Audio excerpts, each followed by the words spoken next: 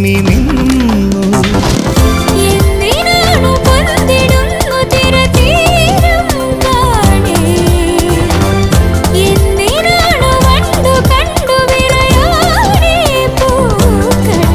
പറയൂ മനമേ, ചൊരിയൂ മധുരം പ്രിയതേ.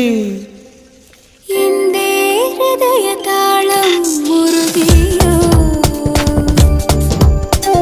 എന്റെ കണ്ണിലിളമീൻ തുള്ളിയോ.